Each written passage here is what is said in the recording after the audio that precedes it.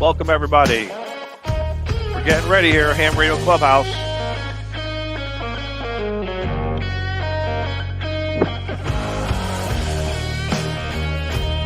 We got our favorite beverages. I got my cigars. Pull up a chair, relax. We're going to have some fun tonight.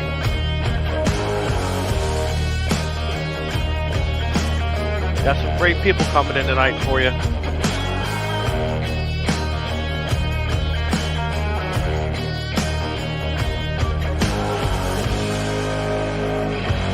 Hey, hey, that's right. Hey, hey, hey now, as they say in the radio world. Good evening, everybody. Welcome to Ham Radio Clubhouse. What? Oh, I'm Frank, waving high. No, I'm getting down with that music, man. I'm going to have to steal that music. Let Frank, just come on, Frank. We know you want to say yes. We know you want to say it. Yeah, go ahead, Frank. Just say it. Ready? You ready? Yes, we're ready. Welcome to the... No, it's not Tank Radio. Welcome to the Clubhouse. I'm Frank, KG5HJ, and up at the top corner is Don, W1FYG, and then we got Steve, KD. I'm trying to read the small letters. 4AFL. Then we got the smoke name. No one knows who he is. Mysterious. And then followed by Beer Snack and David, BA3. That's the second week you call me David. Frank can English. I'm telling you. The Canadian, the French Canadian guy would be better at English than Frank is. I'm just saying. And finally, Jason, KC5HWB, because I know that call sign. Yeah, you should know that one. You said it about 10,000 times in the Outer Banks and all the way up the north. Right. Up the Atlantic coast. Yeah, I did. Oh. Woo! Can I have the honor? The only person who wasn't introduced is Toad Radio, right below me. It's it's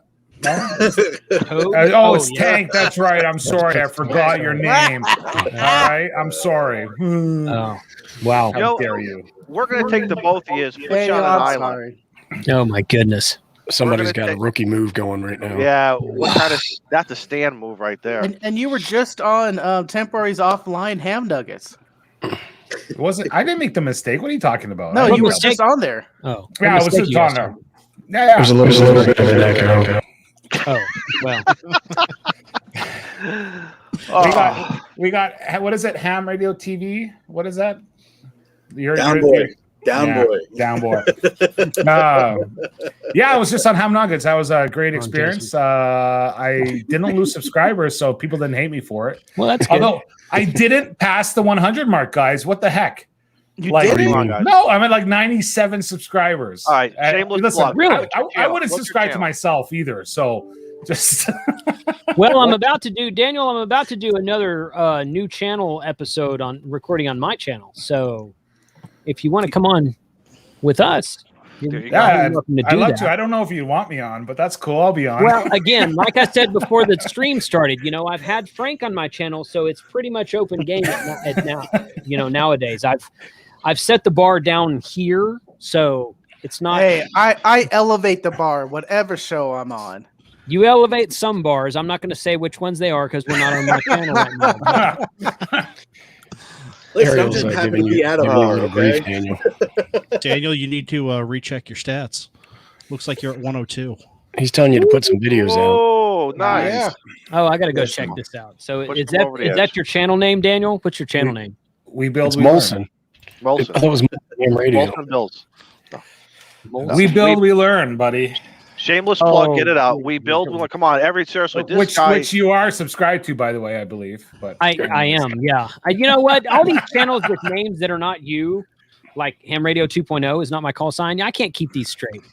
So, okay, we build. 103 is what I'm showing. Awesome. Yeah. Well, thank you guys for getting me there. Although I'm sure it's some of you with 3 accounts who just went and subscribed. I'm not saying a thing. It counts, buddy. It counts, man. It counts. That's right. It totally counts, man. Woo! 100. Awesome. Tank, where are you at? I am at. I just saw the number a second ago. 958. 958. We're getting so close. So close. Tank Radio. How can you forget about that? Tank Radio. Come on, everybody. Tell your mother, tell your sister, tell your neighbors, tell the dog warden. I don't care who. Tell everybody to get on there. And hey, let's get some more subscribers on Ham Radio Clubhouse, man. Come on. 254 on Ham Radio Clubhouse. This is a fun time right here. You guys are doing an awesome job. I just thank you. Say, We try. I think it's really fun what you guys are doing. So it's all Shane's fault. And he's not here tonight, so Shane's from Texas, and I'm just going to leave that there. Okay. So that means he's a good guy. He's a good guy, but he did trip over the plug. Yeah. He did trip over the plug today, and there was a problem. There's that. I wasn't going to bring it up. That's all we're going to say. It's not my code. So just like in the movie Airplane, it's exactly what happened today. So, listen, guys, for the audience, everybody out there, we appreciate everybody. I'm watching the chat is rolling here like crazy. Welcome everybody. Pull up your chair, as we said. Enjoy for the next hour or two. We're gonna have some fun like we do every single week. But I'm gonna tell you one thing. This is between tonight and next week. We're gonna be talking about Field Day. This guy loves Field Day. You've seen what I do on POTA. Just take Field Day for a weekend, and next week I'm going to bring out some throwback. What do you call it? Throwback Thursdays in the social media world. This is going to be Throwback Tuesday. You're going to see a young Don Izzo doing some Field Day from the 90s. We have the mullet. It's not a mullet. I keep telling you guys, it's not a mullet. It was long hair and the earring and the mustache and hey, it got my wife. It got my wife. That's all, But my kids were like, "Is that really you?" I've still got the earring. I don't have it in right now, but I've still got the earring. If you look at some of my earlier thumbnails, I'm wearing it. I think I'm gonna be anti-smoking ape, and I'm gonna actually put the earring back in. Yeah, I haven't. Damn, son, what the hell is that in your ear, son? I've had both of my ears were pierced. I haven't worn an earring in probably 25 years. You did on both sides? No kidding. Yeah, I used to wear like big old pirate hoops. That's K8MRD style, man. That's like next level. But when I got my job, I went to work for my first real job, and when I got there, they said no earrings. I took them out and never put them back in. Yeah, me too. Me too. That was the one thing. But I used to take mine in after 5 o'clock in the evening, put it back in over the weekend. I had the small hoop. I had a bigger hoop. Then I had a little diamond stud. Then I went to the bigger diamond stud, and yeah, those are the days. Yeah, y'all are talking me into this. I'm gonna wear one for Field Day. Izzo, when are you gonna play those videos? Those old next week. videos? I'm gonna when we're done with tonight's session, I'm gonna talk to you guys about how I can get the stuff over to you guys. So technically, you can maybe play them either instead of maybe a countdown. Maybe we'll just play that instead of the countdown. We'll talk about it. We'll have a. They're black and white, though, right? No, they're not black and white, and they're not silent movies. Not silent movies. So I know where you're going. Somebody playing the piano in the background. Yeah. No. Right. Okay. I am boycotting. I'm going to let you know now. I'm boycotting that section of the show because I never want to lose the mental image of Izzo looking like Joe Dirt riding his lawn tractor, calling CQ on a CB radio with the mullet and like the jean shirt and maybe that little earring. I swear. That is the image I want of you in the past forever. No, I'll tell you one thing. If you Google Tom Selleck, Tom Cruise, I could almost be at their level. Almost. Oh, please. Almost. Yeah, I know. And I got a bridge to sell you too. Hey, listen,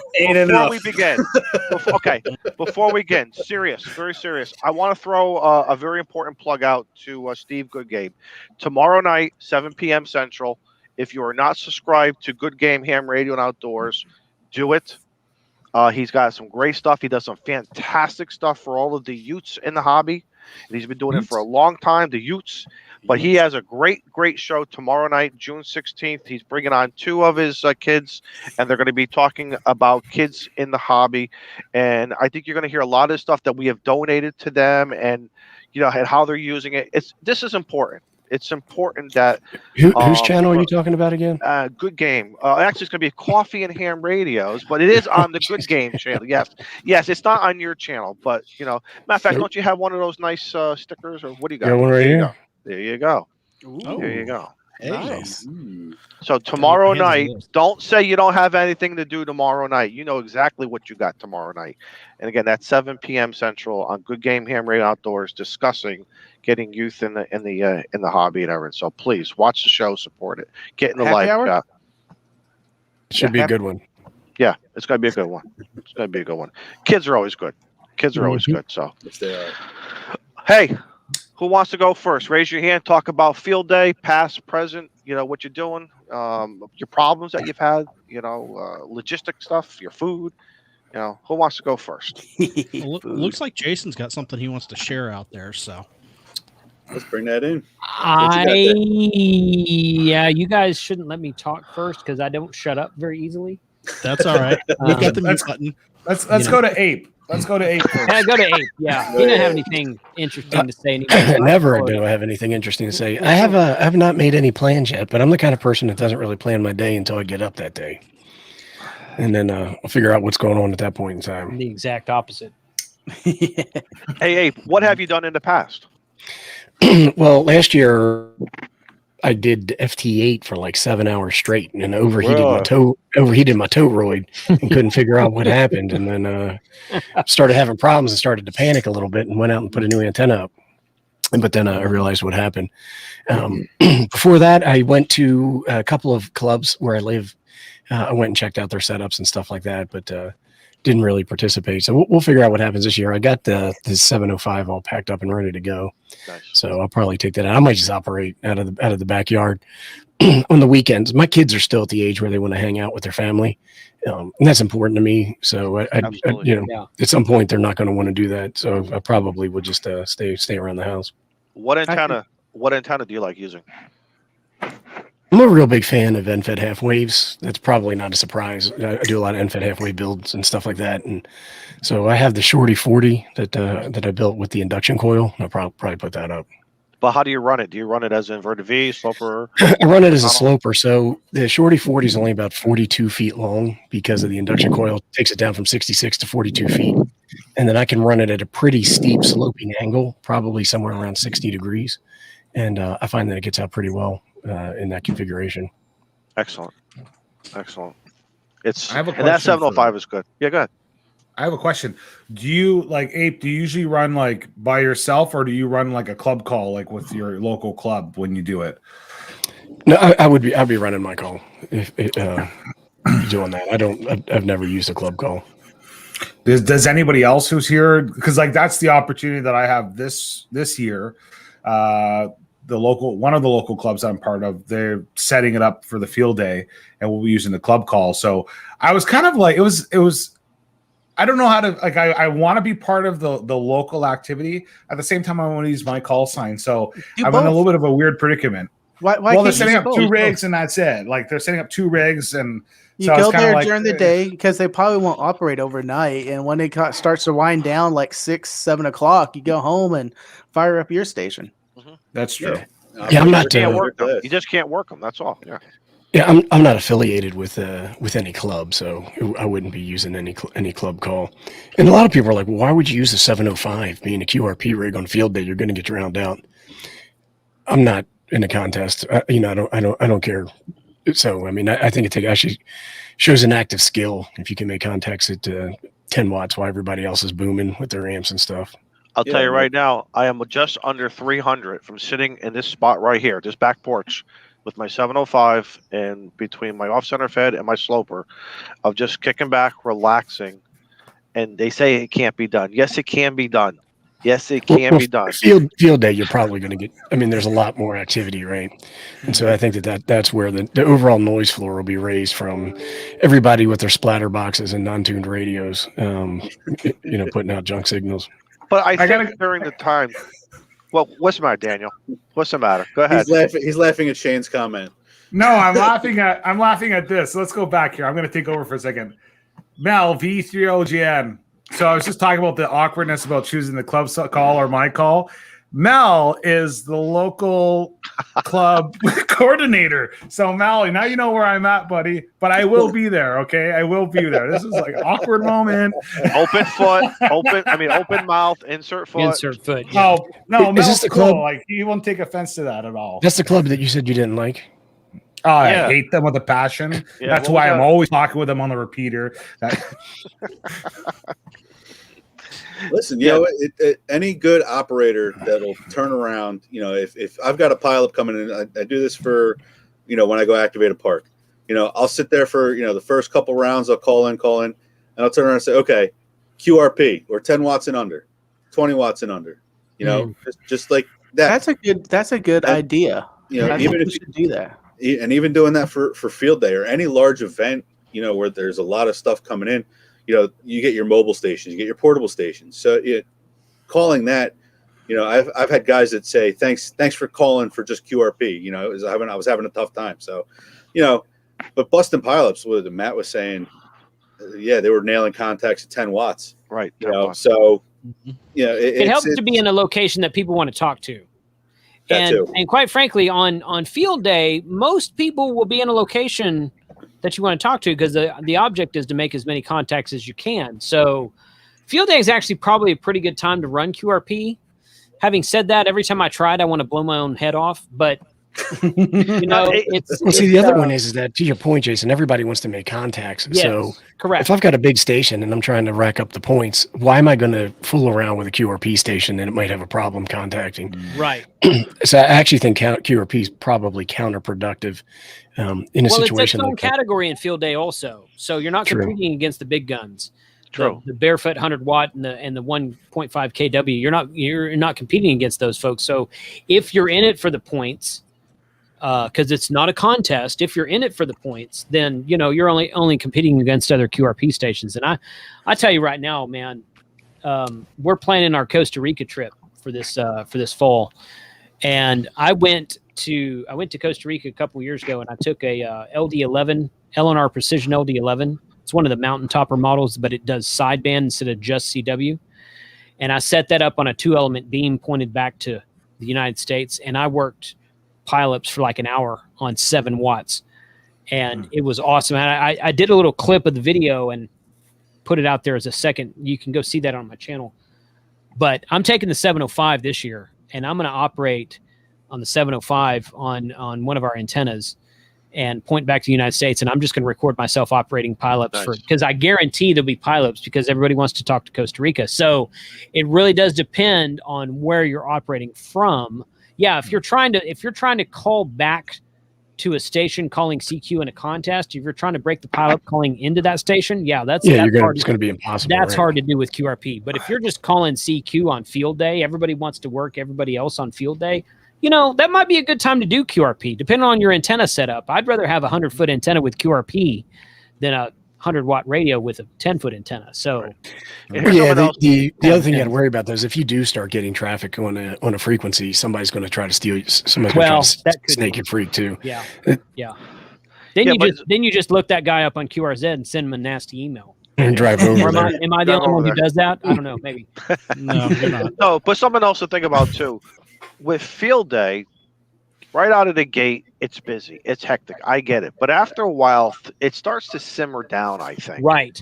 Well, and that, especially going into the evening, especially going overnight, past 11 o'clock, midnight, I think QRP is fantastic into 2, 3 o'clock in the morning. It's really a fun time to experiment. The great thing I've noticed about multiple, this is not a field day thing. This is a contest thing. I'll notice that CQ Worldwide and ARRL single sideband international DX and a couple of the other big ones. I'll notice that, you know, everyone's gung ho and blowing and going the first 12 to 24 hours. Go back on Sunday. Well, DX Worldwide is only ARRL DX single sideband is only 24 hours, but go like the last half of the contest and listen to all the stations calling CQ, and they're just calling CQ with nobody coming back to them. That's the time to go work everybody. Good point. Because half the stations figured out their stuff doesn't work at that point in time. Well, yeah. You're just tuning up and down the band and hearing all the same stations over again that you've already worked. So. And I've told everybody, find a frequency and just sit on it. Just sit on it. Yeah. I mean, yes, there is the hit and pounce. There is a hit and pounce if you want to play fishing like that. Yeah. But there's nothing wrong with just sitting there. Let them come to you. They will come to you. They will come to you. So yeah, it's true. Hey Shane, glad you made it. What's up, guys? Welcome, brother. Have Sorry, yourself a drink. Have yourself a drink. I'm one step ahead of you. What we don't know is that's his second. Yeah, he had the first one while I was driving home. Yeah. Damn right. I had to stop by the drive-through. So what's the D on your hat for? Disaster, dedication. Yeah, this is my softball team that I played on. The name of it was Diesel. So I looked like a mess and didn't want to clean up. So this is the best you get. And I had to put on my KNMRD radio. There you go. Nice, that adds a few dB. So. Hey, Shane. Just want to make sure that are you in the back of house tonight? Because we don't want you touching any buttons. Because the last buttons you touched, I am in the back of the Southwest, house. So, West Airlines. Beatons. He puts like an extra couple syllables in that word. He does. So are we gonna have to do the TO version of this every time he says something Canadian? We have to take a drink. We have to take a drink. I'll be drunk in 3 minutes. Hey, what's that about? Love you, Daniel. There you go, Love you. My point exactly. All right, Shane, so who wants to go next? We've got Jason's got this screen share that he wants to do, and I can see he's itching for it. So Jason, let's talk about this. Whatever. I don't know. It's yeah. Let's talk about cool. this real quick. That's cool. Okay. All right. Let me get back to that window. Century twisted his arm. So I'm gonna plug Frank real quick. Yay! And well, look at that. Tank Look Radio. at that. Those Good should job. be those designs should be done next week. So how it works in a nutshell is I have a design, I send it to the printer, they do these design templates, and then once the template is done, it can be applied to any t-shirt color, size, and material. So that way it's all on demand for whatever size and color you want. And I do cotton and dry wick both. So the design template should be in next week, which means I can immediately order colors and sizes. I've got a few orders for these already. So that's going to be a cool looking shirt. I've already got one for myself on order as well. What's that? A Sherman tank? What kind of tank is that? That's a Sherman tank. Yeah. It's an Abrams tank. It's an Abrams tank. It's got the big VHF antenna on the back of it, son. It's all yes, I saw that looks like a GMRS. Looks like a GMRS antenna. It does look like a GMRS. Yeah. Dang, son, don't you know them tanks? That's a 6 meter low band antenna, son. Oh man, yeah, 70 megahertz. The other one I've got is these. This is going to be cool. I love those. Yes. I survived a ham radio invasion of Huntsville 2021. And Kyle sent me a message. He's like, "What if you didn't survive?" I'm like, "Still buy a T-shirt and donate it in your will or something." There you go. Had an honorary good time. So is that a drink in his hand? No, it's a that's a fang. Actually, that's more like a likes and notes. That's one of this those guy. big, huge rock. I think it's a big, tumbler with a straw coming out. Well, it could be. I mean, I guess if you wanted to do it that way, you could do it that way. Mike wants to know if you have pocket tees or any of these have a pocket on them. No, they don't have pockets. They're not cigarette smoker T-shirts. Or put your Marlboros in there. So, but you always roll it up in the sleeve. In reality, any of you guys who are YouTubers, any of you guys who have a YouTube channel, and you are going to Huntsville, send me an email with your preferred style and size of T-shirt, and I'll get you one of these. Because I want us YouTubers to be wearing all these all around the Ham Fest. Nice, yes. So YouTubers, get me your order, and I'll be happy to get you one. So, these are really cool. This one, my T-shirt girl, she designed this one. She saw my first design, and she's like, "Oh, how about this?" And I'm like, "Wow, that looks better than mine." Is that the one for Pride Month though? No, it's not rainbow. It's more like I'm just kidding. That's like Tequila Sunrise, son. Come on. That's what I was thinking of. It's like Tequila Sunrise is what that is. So shop.hamradio2.com. You can go pre-order all these. The template should be in next week, and taking all kinds of orders after that. So Huntsville is going to be a freaking fun show. It's going to be really fun to. I'm kind of scared to go now because there's going to be so many cameras around. My antics are going to get caught by somebody. Because your antics haven't been caught live anyway? Yeah. One time, dude. One time. When you get close to 1,000, you just let it ride. That becomes your personality. So what And if if you I was go? only close to 1,000? So what if you go on the post office wall in the back of milk cartons? Who cares? So what if the Mexican government won't let you back in the So country? exactly. There's so many Just other makes countries on the straight planet. stories for YouTube. You know. No, I wish that story would go away. Yeah. It's not Not gonna happen. not gonna So happen. there was a question about how long jokes go on for. This is another one that will never ever end. No, I've accepted that. I've accepted my fate. Well, we had a really good question come in while we were doing Ham Radio Swap Shop T-shirt time there, and I think we should. By the way, I love the T-shirts, especially the Tank Radio T-shirt. Whether or not it can identify as a Sherman or whatever it is, it's a great T-shirt. But Taz, You guys put up a don't have question. tanks up there in Canada, do you?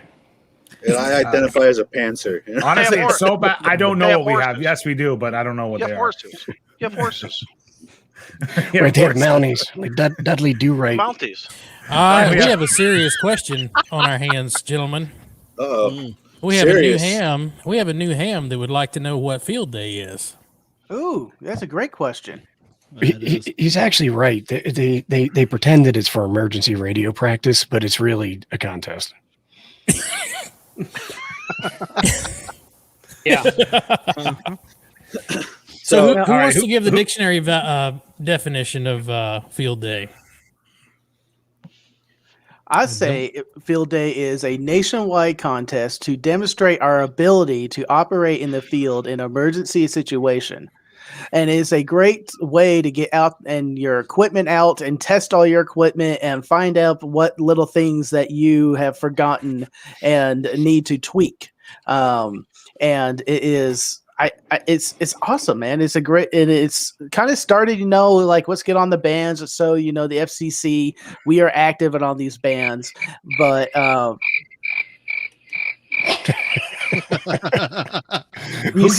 completely stalled me. Who gave Ape control of the audio in this stream? Oh, that stalled me. But yes, Don't forget the barbecue, Frank. That's probably the most important piece of. Well, if you're going to be out in the field all day, you got to bring something. You got to have on. nourishment. You got to have nourishment. Yes. So it is North America as a whole. Canada participates in it too. Whether or not you guys take us seriously while we do it, that's another question. But we do participate. You mean America's Top Hat? I think a strange brew. Every time I hear about the Canadians, I think a strange brew. Did you guys see that movie? Yeah, that was a great movie. Strange Brew. If life was the Jerry Maguire movie, Canada would complete you. Okay, Canada completes the United States. I think you've got. I think you missed the analogy of that movie, but yeah. Why do you have to be so serious, Jason? Go watch a movie called The Alamo, which is about Texas. That. Sorry, I had to mute you for a second. I got a message come out. The host has unmuted you. I will have to say Canada has probably one of the most beautiful parks. Banff National Park is absolutely beautiful place. My wife and I vacationed in Niagara Falls a few years back, and we drove up to Canada through Windsor. I think it's Windsor.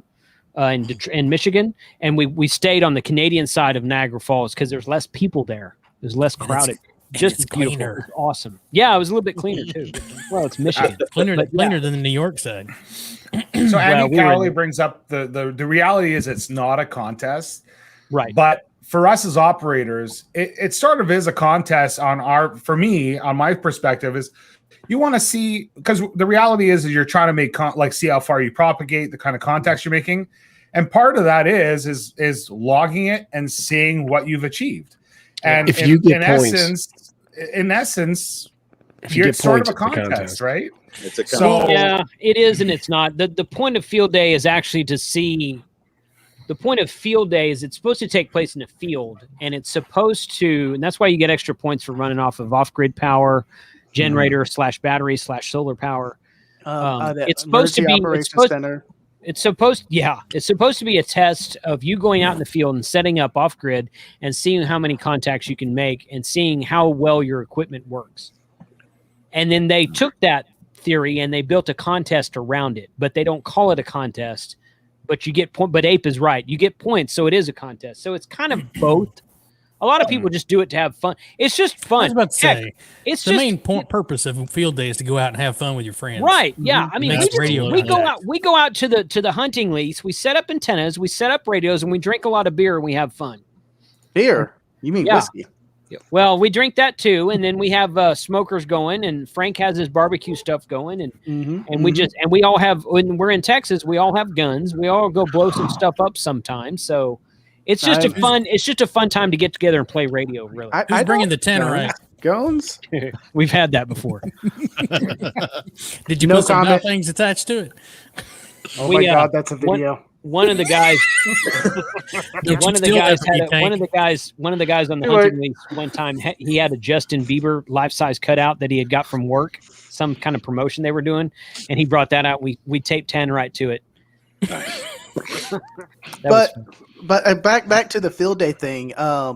Groups, big field days when you go to a part of a club. It is an awesome way to just bring the club together and do something as a group. A lot of clubs, just have the meetings and that's it, and we keep up the repeaters. But on field day, it's an excellent time to get everyone out there together and to show the community what amateur radio is really about. Not just you're talking on a radio to some guy. Well, the number one question I get when I tell people I'm an amateur radio operator is, what do you talk about when you're on the radio? Well, what are we talking about right now? Hip surgery.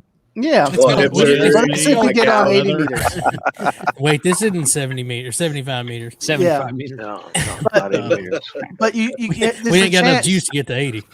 It's the chance to just demonstrate to the public, if you do it in like a big park, what's going on? Oh, you're actually talking to someone around the world? Oh my God, that's so cool. And what's that guy doing with like the antenna pointed up to the sky? Is he trying to hit UFOs? Oh, he's talking to satellites? Oh, wow. The space station. Yeah. Yeah, but if you told him the truth, like, I'm working on my Worked All Squares award and I'm trying to get... I'll tell you one place not to set up a satellite contact is by the DFW airport. Because the police showed up in like 5 minutes. I barely had the whole antenna set up, and they're Charlie's like, "What are you doing?" Charlie's question is a good one. That is a good one. You want me to read it? Sure, go for it. Yeah, okay. So, serious question. Field day is often a manly man event. Well, it is where we do it. How welcoming do you think we are to the YLs?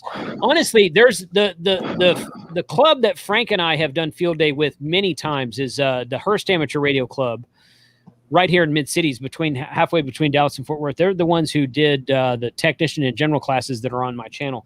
They set up a GOTA station every year, and they invite everyone to come out and just sit down at the radio and talk YLs. Perfect. The GOTA. That's the one. Yeah, the GOTA. People without a license.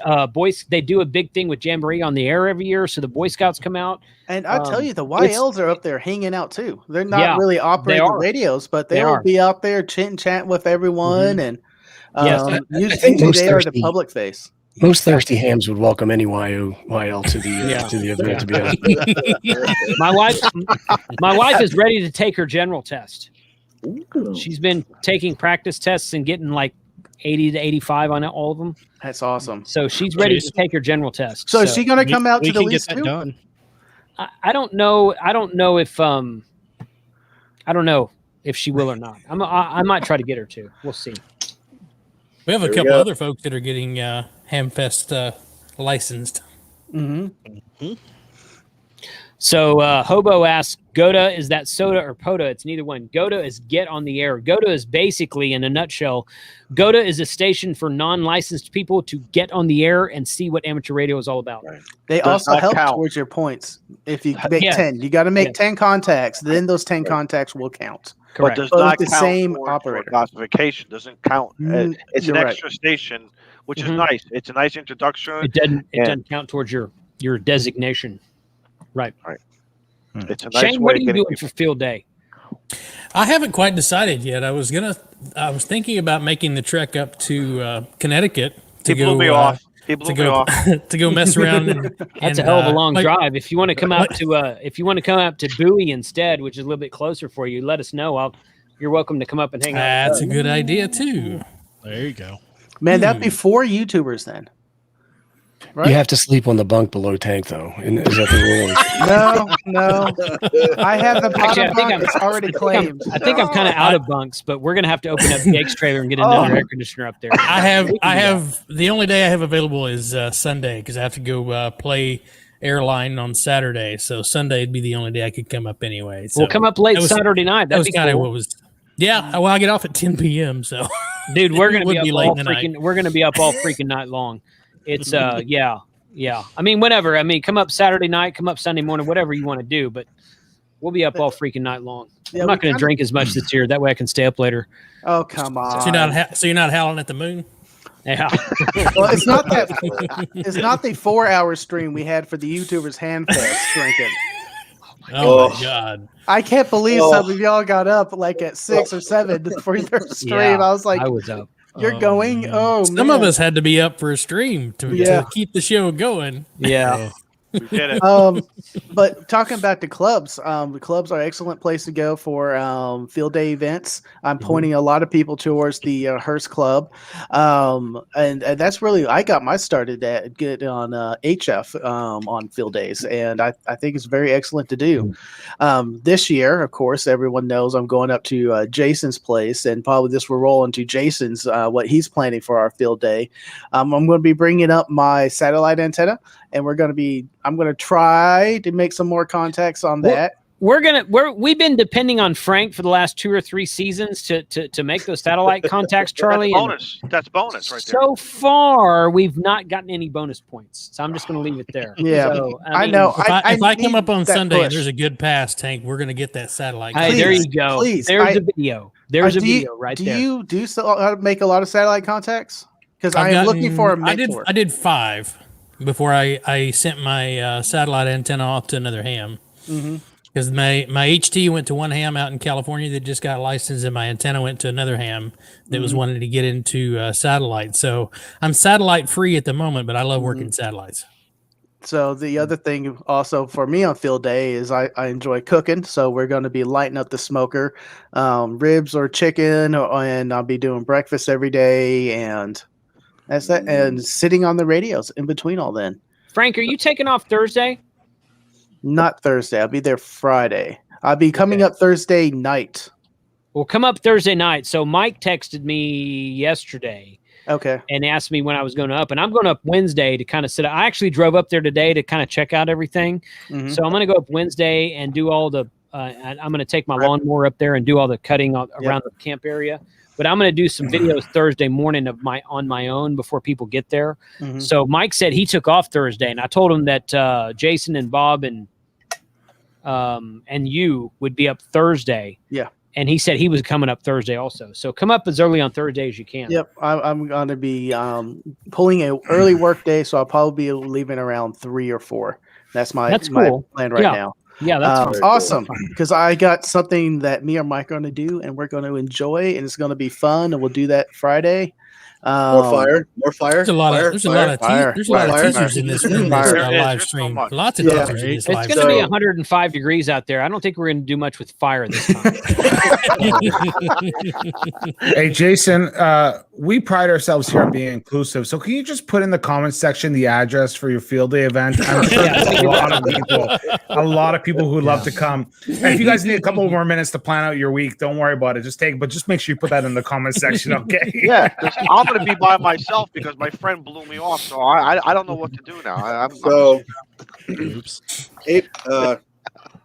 Don, if you want to drive down to Texas, buddy, you are welcome to join us. I would love to. You know, I actually told Shane I wish I was able to get in there on Thursday, hang out with him, even if we were just at the apartment complex or the park next door across the street. I don't care, but next week's the airlines will probably be running back to normal, right? Yeah. No. Probably not. No. Which ones? They don't Frank, they don't have a good IT guy like you in there. That's my software's not running. You know, I do have a shameless plug for those of you who are looking to travel in the fall. We are running a 50% off sale for our 50th anniversary. It's Save 50. We guarantee to get you halfway there. Florida-friendly skies. Look at that. Now that is a beautiful. That's a beautiful QSL card. That's a beautiful card right there. Hey, how much are they paying us to run that ad for them? You're not firing me, so we're good. There you go. That's not firing you get to keep your job the more you keep saying that name. Yeah, exactly. Yeah. So that helps our Charlie profit sharing that I might get in 10, 15 years. Charlie had another good question. What opportunities for points have we not done that we'd like to try this year? Like a 6-meter station wing, launch satellite. Somebody mentioned the 100 point ARRL bonus message. Anything you guys are... I'm going to tell you some simple ones. You want to know what the easiest one is? Send a letter to your mayor, your first selectman, whoever runs your county government or your town, whatever it is. Send them a letter. Keep a copy of it. That's proof. Your fire chief, your police chief, anybody, your emergency management director. This guy always shows up. It helps the clubs too. And again, it's a nice way of, without the pressure, and that's one thing that I've always told the clubs to do. Don't work it too hard. Do not work it too hard. Field day is not about this is why where all else fails and we're going to save the world. This is about us having fun. And yes, there is a nice component of it. If you ever needed us for a walkathon, the big 100th anniversary of your town, to help Grid grid down. Yeah, the grid goes down, but don't push it too hard. I always say that's for those private meetings. That's a suit and tie meeting somewhere in the office. This is about having fun. Show them that you're real people, who you are, and they will respect you. They really, really will. Don't try to ham it up. Just be yourself. I know. What? And give him a good plate of brisket, some corn, some potatoes, whatever else you got going on over there, man. Keep the guy happy, the gal happy. That's how you get your foot in the door. Don, is your club doing anything? My club is not, because of the COVID up here and some of the rules. And it's a very older group that I have. So we had an executive board meeting 2 weeks ago, and the membership just didn't feel quite right this year. So we said we're going to shoot for Winter Field Day in January of 2022. We'll get things going again. So I'm thinking as a default for me is I want to go to a POTA park. The problem is the POTA parks here in Connecticut are very, very busy on the weekends. Like really jam-packed, SRO, standing room only. So I might just operate in my backyard here, and I'm gonna throw up the Eskimo tent, and I'm just gonna have fun. There's 1 or 2 people who I might invite over, and just say, come on over. We may do lobster. There you go. Some other, maybe I do top need to shelf over there. see Shane, watch this, guys. Shane, this is what you're missing, brother. I know. Or you could come up to the deer lease and have some brisket, probably some leftover ribs that might still be around. Let me tell you something. There will be a crap ton of food up there. If I could finagle something, someone may get a phone call on Wednesday that says, "Hey, Izzo, is there still room for Izzo?" I'll bring my own sleeping bag. We will make room. we will make room. Okay, I'll send you a buddy pass. I will. You got red passes? You got red passes, Shane? No, I just have the regular. No, those are all gone. I just have a digital buddy pass and I only get a couple of those a year. My wife's an accountant. She worked for Southwest for like 2, maybe 3 years. They had the red pass and the blue pass and the gold pass and all that stuff. We flew to San Antonio from DFW one afternoon, ate lunch, and flew back home. It was awesome. That's what's called $100 hamburger. Jason, if I can't make this one, the next one, or whatever you all do, okay. I will sleep under the bunk under Frank. No. Well, you can't do that. Frank's on the floor, so you say that now. I have to say, you'd be under the trailer. Tough. We will make room. We've got 3 RV trailers. Assuming that Steven and Joe come down, which they're supposed to. We've got 3 RV trailers, plenty of bunks. If nothing else, hell, we'll build a tent and put one of those air conditioned tents in there that they did for that they done the Eskimo down on amateurlogic.tv. They did that 1 year so we'll figure it out. I heard the I heard you guys are live streaming the sleeping arrangements on Only Ham, so that's really nice of you guys. I don't claim any association with Only Hams at all. So They didn't accept his application. You even upset the dog with that one. I'll start streaming Only Hams when they start paying me royalties. Before that, I don't know. So you have to pay me what YouTube pays me, which is not much, but it's something. If I do something by myself, though, wait a minute. What's that? Yeah, you might be surprised.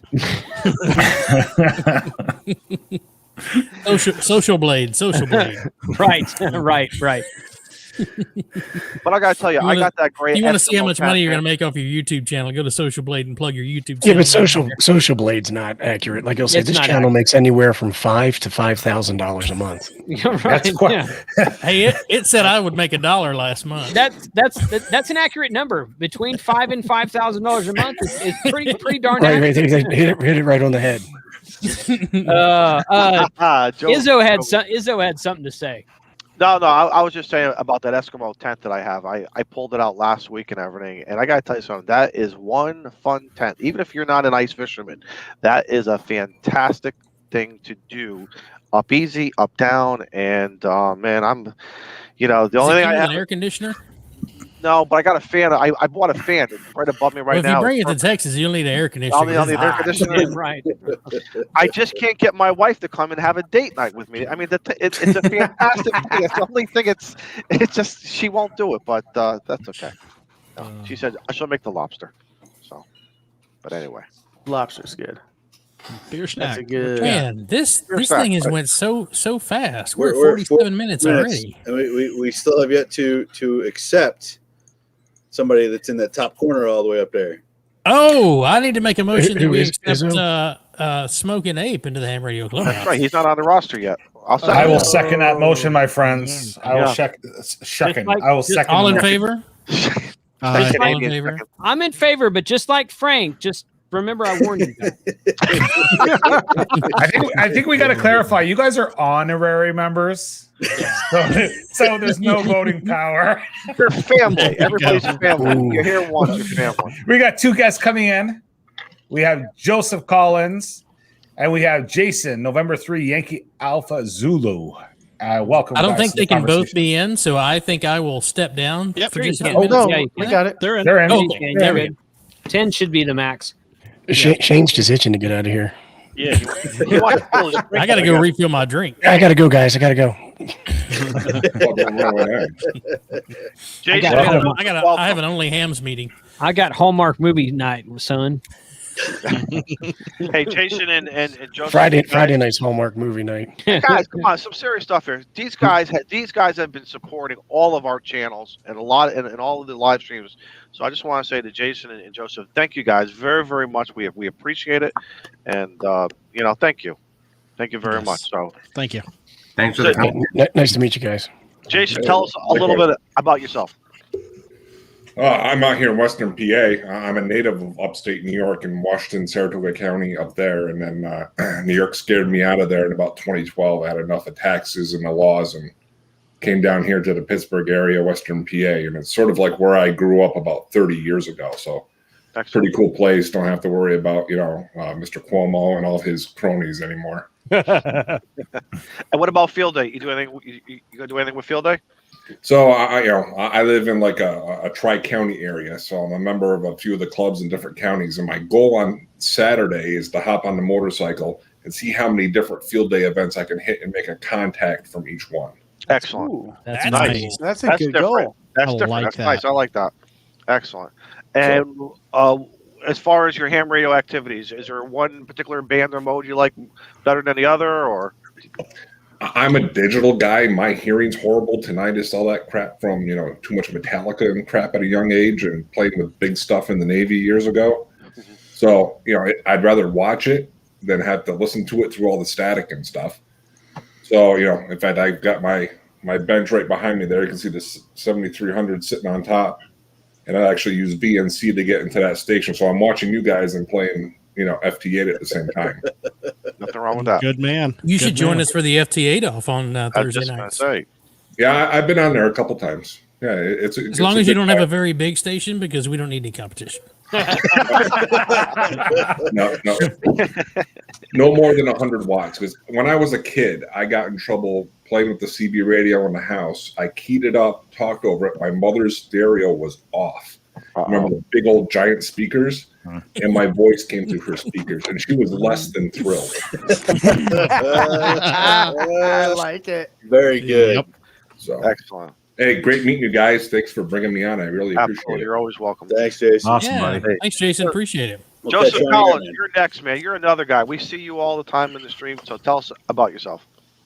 Well, I'm a relatively new ham. Got licensed in, I guess, with the COVID thing hitting. And thank you. Kind of did that. Started watching Josh and, Jason and everybody's streams and all the channels, and kind of started falling in love with the digital modes and wanting to get into it. So I upgraded to general, and then Nice. later on, actually with Steve, went through and upgraded and got my extra. So one of those guys. So just doing that, really found that I love chasing POTA and soda stations. Nice. POTA. Yeah, totally. I would do more POTA activations, but I live in Fresno, California, and it's right in the middle of the state, and there's just no state parks. There's like one that's a half an hour, and then everything else is all the national forests. So there's a few around, but you just kind of have to drive a lot. It's not like a lot of people. So I kind of just been doing a lot of chasing is kind of my main thing. Nothing wrong If there's some that are close by that aren't actually on the station or aren't in the POTA program, you can submit those, by the way. I've looked at, there's just not that many state parks and stuff around here, at least. I don't know. It's just, You can do national parks as well. Yeah, say national parks are part of the program, right? But then that's kind of what's around me. It's, Yosemite or Kings Canyon, Sequoia National Park, all that stuff's right there. Name dropping. Yeah, well, I mean, that's between the mountains above me. So.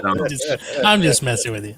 But and actually, I do a lot of hikes and stuff with my dogs, and that's kind of what originally got me into ham radio was APRS tracking and that kind of thing, having a backup for when I was up in the mountains. And then, so now it's kind of evolved into trying to get into a soda. Yeah, I know they're POTAs. It's just, I don't know. There's something about going to the national forest. It just feels weird setting up just anywhere in the forest. It doesn't feel like going to like an actual, like at the one park they recently added by me. I was the first to activate it, which is Millerton Lake State Recreation Area. Nice. And that one, you got to pay to get in, but that way it feels like you're going to a park. All these other ones, it's like you could just drive up and park, and technically you're in the forest, but I don't know. So anyway, but I've been trying to get more into soda and stuff. So I've been recently bought the Lab 599 TX 500. So did you get it already? It's supposed to be. Honestly, it was supposed to be here Monday, and then it got delayed, and it was supposed to be here today, and now it's still delayed somewhere. So there it is.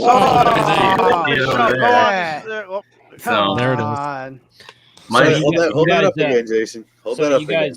Here's my suggestion. Get 80,000 subscribers on YouTube. I'll send you one. Shameless plug. I did not get this for free. I bought this. Okay, so there's no freebies here. So that's like the HRCC way, right? First, you get 80,000 subscribers on YouTube. Yeah. So I did get a chance to have a QSO with a guy that had that in Florida, and I was doing a POTA activation, and that radio sounds really good on the air. Yeah, it does. Well, that's what I'm going to do for field day. I'm going to put a /599 when good. Actually, it'll be the Smoking Ape /599. I was going to take a label. I was going to tape a label on my 705 that says the 6100 Zygo and see whatever. There you go. I don't know if anybody's in the HRCC Facebook group, but I posted in there this weekend. I went to a local estate sale that had a whole bunch of ham radio gear. And treasures. They had a whole bunch of cool stuff. But I didn't really have any money. I went on Friday at lunchtime. It was Friday, Saturday, Sunday. So I went back on Sunday, ended up picking up a bunch of cool stuff like a bunch of ham sticks, a bencher paddle, iambic keyer, an ICOM AH4 tuner, like a bunch of coax. I got that toner. Yeah, that's a great tuner. For $100. Oh my God, steal! That's a steal. So that really little QRP rig is cute, but it's not one of these. Oh, hang on. Yeah. Oh, there you go. Nice. You know what? Look at his face. Look at his face. I bet you can't hold on for another 60 seconds. Right? You're absolutely right, Shane. It's not one of those. So, are you one of those guys? The most that true has, thing like, said all night long. So, are you one of those guys that has a custom Google search for obituary amateur radio operator? No. Pops up, you're there. To be honest with you, I just was on Craigslist typing in ham radio, and it popped up because the lady posted it for like a week before the actual thing came up. Mm-hmm. And so I showed up at the end of the day on Sunday and was able to get all that stuff for $100 as they were closing down. Oh, but nice. the lady was like, "Here, give me your number and everything, and I'll talk to inside the house. I'll talk to the people and see what's going on." Well, there was a FTDX 1200 there, and a bunch of like 2 other radios, like an older Kenwood TS 830, an old 10 Tech, like some SWR meters, just a bunch of cool stuff. And they, the lady texted me on Monday and said I can come pick up all the rest of the ham gear for $300. And are you guys dating now? Or? Right? That's a sugar mama. Listen. I'll do you a solid. I'll take it off your hands for $200. Okay. Right. Charlie, I wouldn't make it out of the driveway with that thing in my backpack. I'm already wore out. I just lifted it 2 feet. So Joseph, what part are you doing field day this year? Like, what's the? I am actually the first field day with my local club. Awesome. Congrats. What's the plan that you guys have going on? Like, for what I know, they're just setting up at a local park and operating. They did not get permission to put up like the trailer with the big antenna tower and everything on it. So I think it's mostly going to be, just setting up in trees, but it'll just be kind of the first get together for our club, that I've been able to go to. You ask permission, you just do it. It's easier to ask for forgiveness than permission, my friend. Yeah. No, he's Daniel beat me to it. Guys, I'll tell you right now, a long time ago, we had a trailer came in with a 65-footer crank up, came in. We put a 3-element Mosley on it. It was fun. It was great. But something, at the end of the day, a wire will do you just as fun, too. You okay, Shane? What happened, Shane? I think Charlie broke Shane. No. Charlie. Charlie broke Shane. Very good, Charlie. First time. He's right. Adam would do that. He would, and he'd make fun of me the whole way up. If you haven't had a chance to listen to my, I'm not plugging, my episode of Hand Thoughts, there's a great section in there where we talk about just the reality of POTA and SOTA, and that you see Adam and all these guys, and they're just not doing anything as they're going up and not breathing hard. They've been hiking all day. They're in reality, when they turn the camera off, they're laying on the ground going, yes. No. Yes. You got it the other way around. They sit on the ground for about good 5 to 10 minutes, catch their breath, and relax. Then they turn on the camera, stand up, and they go at it. Yeah. And first sign of I'm taking a deep breath, and they're like, "All right, we'll see you at the next point." We'll see you at the next point. Yeah. And then they stop again. That's how they do it. Very true. One of the things that we were talking about last week we wanted to do is we wanted to get a lot of our viewers to come in and discuss things. So what we're going to do is, if you guys are cool with it, I think we should keep our main panel here. We're going to do, I'd love to hear a couple questions. Have you participated? Are you participating? What's your setup? And I'd like to know what your biggest challenge has been in the past with field day, because we've all had difficulties. I don't know if that's a cool idea for you guys. And I think we should try and do like a rush, like a roulette of just going through, because we had some people trying to check in before. So for those of you who don't know, in the chat, I know we have people trying to get in. We have a max amount of people who can come on our stream of 10. So what we'll do is we'll bring in 2 guests at a time, and then let's just go through it. And as long as people come in, are you guys cool with that? Are you guys ready? Absolutely. Yeah. Guys, and just so everyone knows too, we're an hour into this. We'll go 1 more hour. We'll go for another 60 minutes if everyone's good with that. That's the other thing is that tonight, our friend Kat from Dixie DX is going to be having a live stream of it, I believe it is, on her channel. It's going to be some kind of an announcement. I believe it has to do something with a show concept. We don't even know what it is, but she says tune in. It's going to be fun to hear. So, guys, after this at it's a little bit late. It's East Central 10 Eastern. 9 what is it? Central. Canadian time? She What's probably the Canadian just province? She probably just got a new tattoo. I mean, You heard that first. Who wasn't thinking? What was Charlie's question before about YL's getting involved? Yeah. So, Jason, So I hope she Jason, heard me say. I hope Joseph? she's watching and she heard me say that. Oh, I really hope that's she's true. all fired up now. You know. Yeah. Jason, Fire right Joseph, thank you guys for stopping by. Take care, guys. Thank you, Nice guys. meeting you. Catch you down Thank the you for lobby. all your Catch you in support. Discord too. Thank you for your We'll support. repost the link in the chat section for those of you who want to come on. And thank you, Jason and Joseph. And if Joseph can still hear us, I'm sure he can. If he has any questions as a new ham, contact us, please. Yep. We're here to help. We're here to help. Many Discords. Who's the rookie? You got an echo. Who's the rookie? Really? Who's Stanley? You're echoing, Izzo. Me? There's no reason why I'm echoing.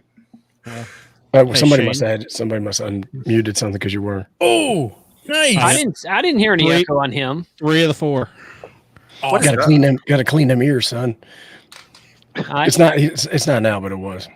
All right, we got two guests coming in. No, it wasn't. We have Dawn, November 5, Sierra Kilo Tango, and we have the Ham Radio Hobo. There he is. Tom. Welcome. Welcome. Yeah. How we doing? Hi guys. Brother Don, part of the Don Army. Good evening. Yep. Don Army. This is where I'm going to be in field day this year.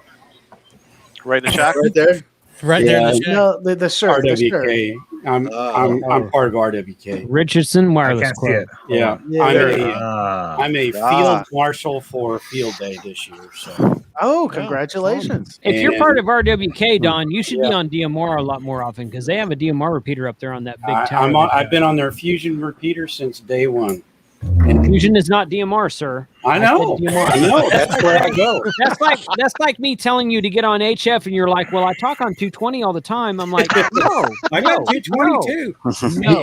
He doesn't like DMR. He feels it's an inferior protocol. Well, that's what Fusion guys say. And that's What's a field marshal, Don? No, I'm just kidding. Well, basically, we're going out, we're setting everything up, and then me and the other guy that are doing it are extra class operators. And one of the things there is, y'all were talking about the GOTA stations. What we like to do, or at least what I've liked to do in the past, is get the technicians, sit with them, log for them, and get them on HF and let them operate under, with me as the, say, control operator. So they're actually participating more. Because in 6 meters, the only thing we did on 6 meters last year was we talked to another club up the way. That was it. We got one contact. And I don't see how that's fun for them. I saw a number of them using the station and calling, and there's nobody there. And yet, we've got 3 other stations there running HF, and one of them CW. I don't expect them on that one, but the other one's FT8, and the other one would be SSB. And sure, why not? Why not go ahead and let them get on either one of those stations and sit with them and let them operate? Don, have you ever tried hitting the Philadelphia 10-meter repeater from Texas on 10 meters? Not when 10 meters was open, no. Because it's been hopping here lately.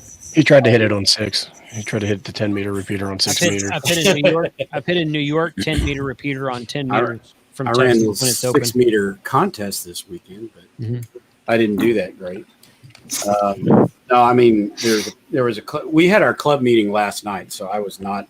I'm still catching up on Monday Night Ham Radio, but there was a lot of interesting things. It was our first live club meeting since COVID hit, and so it's been over a year since we all got together. But we had a pretty good turnout yesterday. A lot of people came to the actual meeting and sat, and we talked about field day, and then so you had the regular club meeting. It was pretty good because we hadn't a lot of us hadn't seen each other in a long time. So, but anyway, I mean, our field day, Don, I was going to ask you, do you have? I mean, our EOC just like opens its doors, and we're allowed to go in there and operate from inside the EOC, which, by the way, is fully air conditioned. So we can. It's great for winter field, summer field day. Yeah, winter field day. The EOC comes and they store our tower for us, our portable tower.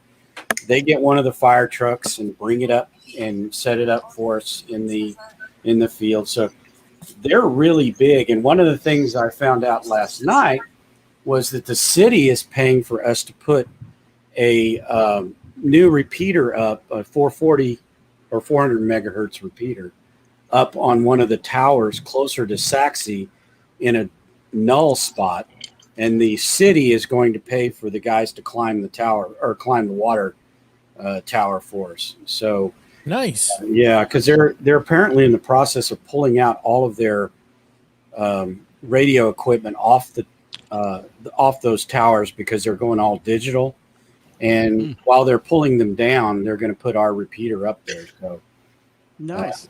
Yeah, we just have a really good relationship with the. It's all about partnerships. It really is. And like you, we've had a lot of things up here. Now that I'm on both sides of the fence, but it was always nice when the cell phone guys, cell phone towers were getting put in and other infrastructure was being built. Again, same here. Hey guys, do you mind taking our or it was a good time if we wanted to do a hardline replacement. That's when you couple it with the guys up there, and if somebody needs lunch, because now legally to climb a tower right now is just insane. With the liability insurance, the days of the guy in the club throwing on the harness and scattling up the tower is very, very far and few between. But again, it's all about the partnerships, and you make it work. Work. We're very blessed here. I got some great locations. The only problem with my locations are they don't have any great height for VHF and UHF, but still, as far as the infrastructure goes of going digital or anything else, it's I make it work. I make it work. Yeah. For guys. Yep. I've got a question. Maybe it's for Don and 5SKT since he's the marshal. But for these field day setups like that, are you guys having to do any of the FCC emissions safety standards? No, because the EOC would do that. I mean, we have access. We're at the EOC facility inside the building of the EOC, and anybody setting up anything new for field day would be responsible for fulfilling that safety standard. But that 300-foot tower's up year round. I got you. So all of the antennas and everything are on top of that tower that's been up for years, and whatever legal things are required would be done by the city. Right. I'll bet you anything that tower is surveyed for if it's EOC use and it's got the emergency services on it. I bet that's surveyed by the FCC already. Yeah, they have to meet some of it, but I mean, standards. You'd be surprised. We have they have four 80-meter dipoles in each of the different directions, and then they have 6-meter and 20-meter Yagi at the very top of it. Oh wow! And nice. So it's I'm surprised how much ham radio's on there instead of I think there's a couple of VHF type P25 or whatever those things are. Mm-hmm. So and by the way, one of the repeater equipment that we're putting up on this water tower that the city's providing, we got a grant from the city of Irving to pay for the equipment. Very cool. Yeah. Nice. So apparently around here there are grants for community projects. Yep. Same here. Yep. Our club goes in and applies for those, and I think they're federally subsidized. Yeah. And so that means taxpayer funded, right? I mean, at least semantics. That's why we're all going to go down there and operate from it. Yeah. I mean, it's open for anybody to use it. So. But and I'm not an expert on the rules and guidelines around those emission standards, but that's a requirement for any new antenna that somebody puts up, right? So that would be at field day antennas, unless I'm mistaken about it. Well, the thing is, so how do you do it for POTA? Well, I don't know. That's why I'm asking. I think you do it before you go out, kind of thing. You have to have an idea. To do it for POTA now. Yeah. Once the new regulation is going to affect. Is it just that particular station, or is it that location, or what is it required? Because I could do the test in my parking lot and then take my antenna and radio and go anywhere with it. I think it's any new station setup. So if you put a new antenna up, you have to do it, and if you switch your receiver out or your transceiver out, you have to do it again. I think, but I'm not sure. But that's the rule now for anything new. Existing stations have 1 year of exemption. I got some reading to do. Yep. Yeah, I think during the year we're supposed to be doing the calculations on our existing stations. So. I'm digging it up, but Jason did a great interview with Raya, who went over this topic and that's covered great detail. Yeah, she's got a video on her channel too that covers it also. I was just going to say I watched her video. Yeah, it was good. Yeah, I've seen both of them, and both she covers different material in each of them, because Jason asked her some questions that when you see her video, you're like, well, I wonder what, and Jason did a good job of getting some of those answered too. So, let's hear from Ham Radio Hobo Man. What are you going to be up to? Tom, welcome aboard. Go ahead, Tom. We don't hear you, buddy. Tom, your microphone was working. Yeah, what happened, Tom? Is it working now? Can you hear me now? Yeah, there you are. Yeah. It's one of these Logitech microphones with a little button, you mute yourself. Yeah. Welcome I aboard. use that, but I forget to push it. Yeah. So anyhow, my name's Tom. Call sign's AF7J. I've been licensed for 2005 and been active in amateur radio on and off on different things with the Ogden Amateur Radio Club. I know they're going to do field day at a public park is what they're going to do. I'm just going to do field day at home. But one of the cool things that I've done when I was a truck driver was I actually drove down to Seligman, Arizona, and participated in field day done in Seligman, Arizona, which was really hot and ended up getting the semi truck. So I dropped the trailer. Yeah, I dropped the trailer off along the interstate, and then made sure it was secure, and then bobtailed the tractor into this like farmland area, and got the truck somewhat stuck or something, and then ended up having a Ford F-150 pull me out. And stuff. It was. Just, I'm sure your dispatcher loved that story. Yeah. I never told the dispatcher. I don't blame you. Yeah. I drove trucks for 12 years, so I'm right there with you, man. So then, it's just always been kind of hectic because it's like, okay, you go out there and there's like no trees. There's just a bunch of solar panels and a bunch of hams from Vegas show up there, and they drink beer and just have a good time making contacts. I think one of the biggest problems with field day is dealing with localized stations close together with each other. It's like coordinating where the antennas have to be placed. Right. So if you're going to be on 40 and the other guy's going to be on 20, you don't want to have that splatter, the QRM or we anything didn't really going talk on. About that. Bandpass filters. Bandpass filters. If you're going to go with a club, you got to get a set of bandpass filters for every band you want to operate on. Correct. Good point. And make sure people have the labeling and everything, because you don't want to be on there and then you're hearing the QRM of the station sitting next to you. Yeah, or you hear this like tapping noise from the Morse code. Morse code guys, yes. Like, is there a helicopter? Oh wait, no, that's just guys doing code. That's a really good point. I know you guys have been talking about that in preparation for Huntsville in your in the park. And who did a video on bandpass filters, or did somebody? Are they planning to do one? I think Abe did one. Yeah.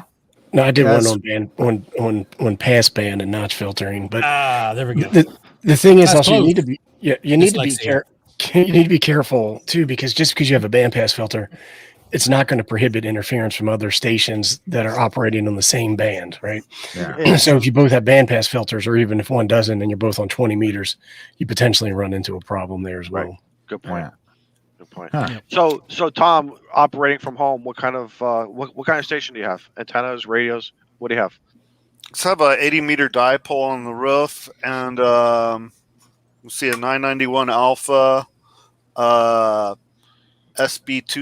Heathkit amplifier if needed, and a MFJ 989 Bravo tuner. So hey Tom, if you had a choice between the 991 and a Dentron amplifier, which one would you get? Hold on, that's not the same thing. It's not the same thing. No, the 991A is a radio, and the Dentron is a. I thought the 991 was a. No, you're right. I screwed up. Throw me out. No, because Tom made an interesting comment last night when Daniel was talking about his amplifier choices. AL, which it's the AH11. Mel knows it's the AH11 or the Dentron. Oh yeah, and I'm going to go with the Meritron. Everybody needs a Mercury 3S. Don, I'm with you. I'm with you, buddy. It's too much for my blood right now, Don. As well as that tuner that he makes. It's only twice what a 811H sells new. In fact, it's less than twice. Yeah. Well, why did you why are you going with the Ameritron, Molson?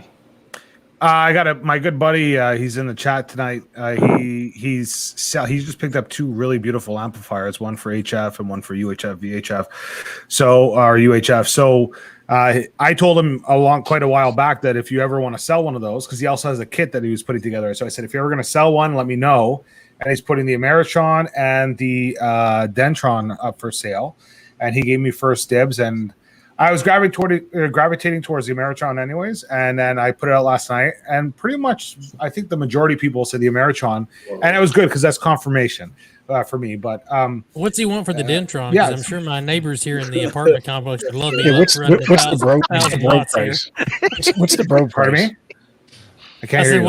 What's the price on the Dentron? Because I don't know, Mel. If you're there, can I say what I paid for it, Mel? My neighbors would love me running 1,000 watts from my apartment here. he said, "What's the bro price?" That means that's the special pricing. What's the only hands price? It's the no, but it's the Canadian bro price. Remember that? Yeah. Hit me up in Discord. I'll tell you. But the Dentron is still available. So if anybody's interested, and don't forget, it's like a 30% exchange rate. So if it's like, say, 700 Canadian, that's like 550 US, you know? So it's like a reverse exchange rate for us. Exactly. Yeah. You actually it's better for you. It's an upgrade for the downgrade. Well, don't be in a hurry to get an amplifier for field day. They're not allowed this year. I'm not going to get it. 150 watts max. He's in Canada anyway. Don't you just operate an amplifier and pretend that you didn't? Yeah. That's what everybody will do. I got a high gain dipole. They don't have an amplifier. They don't have a full 1.5 kW category this year for field day. No, it's 150 150 watts. Excellent question, Jason. Well, that helps that QRP discussion. Generally they do. Generally, they have a category for that. But yeah, they eliminated it this year. We went over the rules on yesterday. Hey Tom, tell us about the 80 meter. You mentioned 80 meter up on the roof. Is it actually attached to the roof? Because guys who like to do 80 meters, that's a lot of wire. Or is it compromise? What do you got? Tell us a little more. It's an 80 meter dipole. So I use like some of the blue, I think it's like 14 gauge wire that you get for like sprinkler lines, and I made an 80 meter dipole out of that.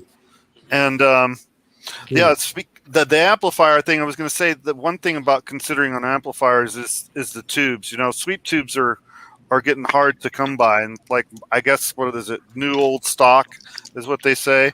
And then with the Maritron, I guess they use a different style of tube, which is still you can get replacements and stuff like that with them. The tubes are going to be expensive, like they are on the SB221 versus my Swan 1200X, which I have.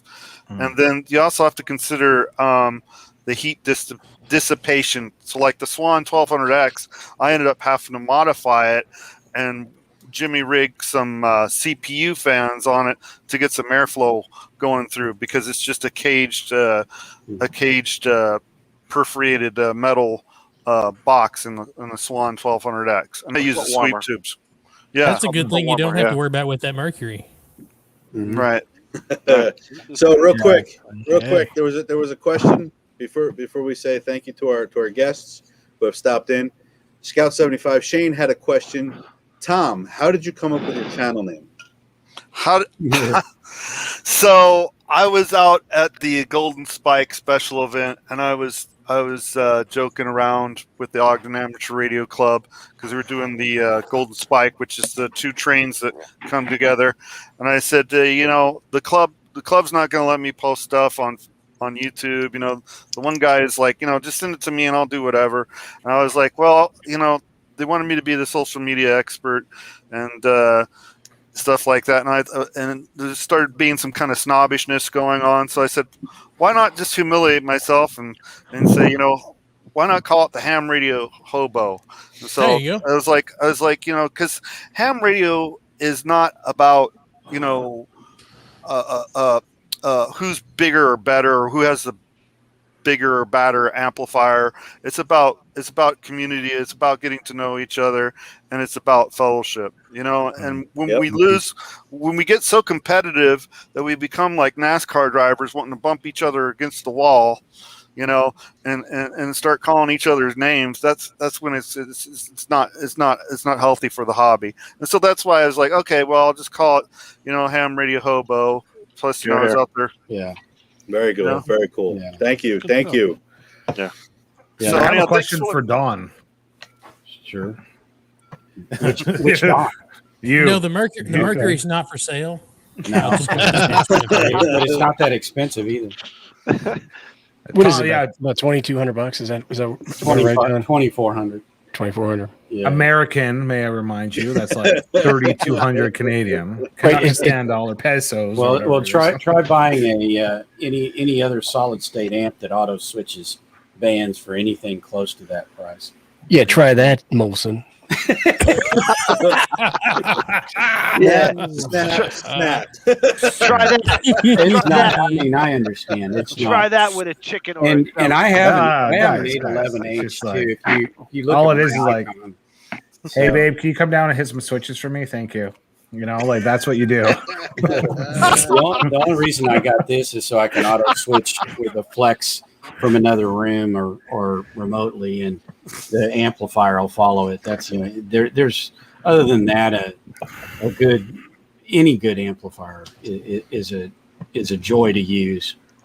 So Don, I had a question for you. I had to take off for a few minutes, so you might have already covered this, but you seem pretty proficient in field day. Is there anything that we missed, like just to prepare the people who are watching, especially we had people who haven't done it before? What have we missed that is a key thing? Well, and I don't know that you've missed it, but I think one of the things, and Tom kind of covered it a little bit as well, but it's that there's a camaraderie about operating radio with a group of guys, and you really should step in there, go to your clubs or whatever, those facilities that are open, and operate with other operators. It's a good opportunity to see how other people operate and to work with them and kind of accomplish a goal. Yeah, there's the beer, there's the barbecue, there's all of those things, but the camaraderie and the ability to share the hobby with somebody else is, to me, key. And that's one of the reasons, like that Ham RS shirt, right? The one that says every day is field day. That's why I think that's such a great statement. because it means every day is a day or an opportunity. You can go and meet with a buddy and do a POTA together, or work on DMR together, or whatever it is, just to operate with another friend. Yeah, I want to tack onto that. It's a really good point, Don. But the other one is that be safe, right? So if you're setting up antennas and it's a lightning storm, take them down, right? And everybody wants to make contacts, but don't get struck by lightning. Be careful around unless electricity. you're filming it for YouTube. Right. Then it's acceptable. Right. But Correct.